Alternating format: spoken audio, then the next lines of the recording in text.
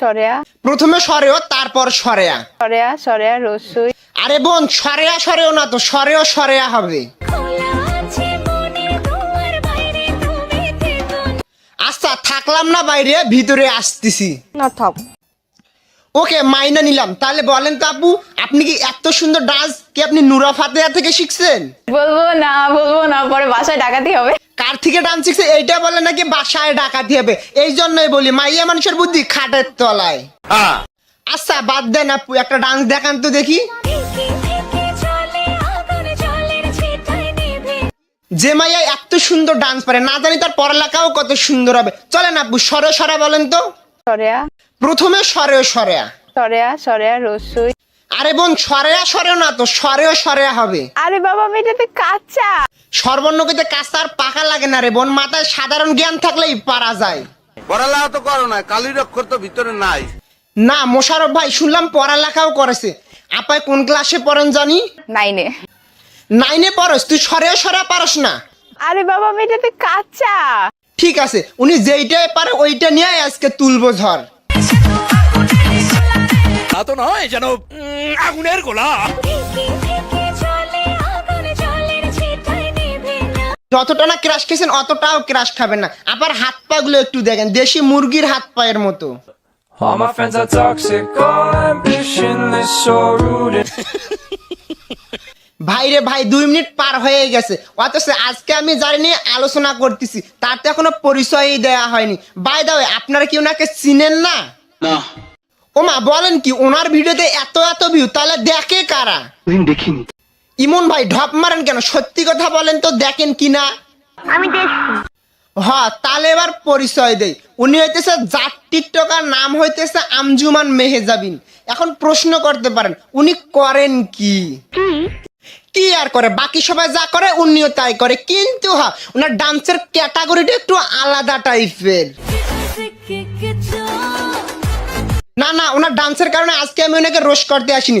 সম্প্রতি এই যে কয়েকদিন আগে টিকটকে একটা ইন্টারভিউ দেখলাম, ওনাকে সর্বর্ণ বলতে বলাই, উনি পারলেন না এবং এটাতে কাঁচা বলে নিজেকে বাঁচানোর ট্রাই করলেন, অথচ উনি নাকি ক্লাস 9-এ পড়ে। আরে ভাই আপনারা কেন বুঝেন না? ক্লাস 9-এ পড়লেই তো হবে না, ক্লাসে গিয়ে তো মনে বসে দেবে, তাই না? উনি তো ক্লাসে গিয়ে কোন ডান্সের প্র্যাকটিস করবে এইটা প্ল্যানিং করে। এই সমস্ত ড্রেসে ডান্স করলে নাকি সেই লাগে। আরে বোন, ছালুটানো বগের মতো আছে না, মুরগির ঠ্যাঙ্গের মতো লাগে। আচ্ছা বাদ দেন, আমরা ছোটকালে বৃষ্টি আসলে সকালবেলা বায়না ধরতাম আমরা স্কুলে যাব না, আমরা বিলিয়ন স্টুডেন্ট ছিলাম। কিন্তু যেই মাইয়া সরে সরে পারে না, বৃষ্টি আসলে স্কুলে না গিয়ে ডান্স করতে দৌড়ায়। সত্যি ভাই, টিকটকারের হাতে গেলে রক্তের একটা টান লাগে, যেটা আমাদের ভিতরে নাই। মাইয়া জাতির টিকটকার, কাজেও টিকটকার, কথাবার্তাও টিকটকার, কিন্তু নিজেকে পরিচয় দেয় ইনফ্লুয়েন্সার হিসাবে। আচ্ছা আপু, ক্লায়েন্টরা আপনাকে কিভাবে দেয়? না মানে ক্লায়েন্টরা আপনার সাথে যে ডিল করে ওই ডিলের জন্য নক কিভাবে দেয়? ইনস্টাগ্রামে ঢুকে ইনস্টাতে নক দেয়। ইনস্টাগ্রাম মাথায় থাকে, মাগার সরেও সরে মাথায় থাকে না। দীর্ঘ তারপরে কি আছে? এই জন্য প্রায় আপু একমাত্র এই সমস্ত প্রশ্নের উত্তর দিতে হয় দেখে ইন্টারভিউ দিতে যায় না। আসলে এইসব জিনিসগুলোর জন্য আমি ইন্টারভিউ চ্যানেলে যেতেই চাই না। তো লজ্জা করা উচিত। ছাড়া তোর মতো মূর্খদের ইন্টারভিউ নেয় কারা?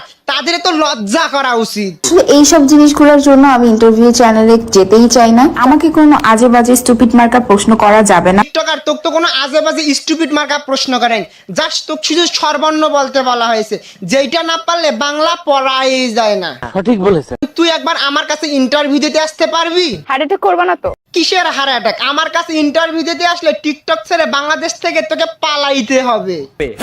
আচ্ছা আপনারা অডিয়েন্স একটা কথা বলেন তো, মূর্খকে আমি না টিকটকার? পারলেন না তো, মূর্খ আমি। মানুষ টিকটকের মূর্খকে নিয়ে সময় নষ্ট করতেছে, আবার কন্টেন্ট তৈরি করতেছে।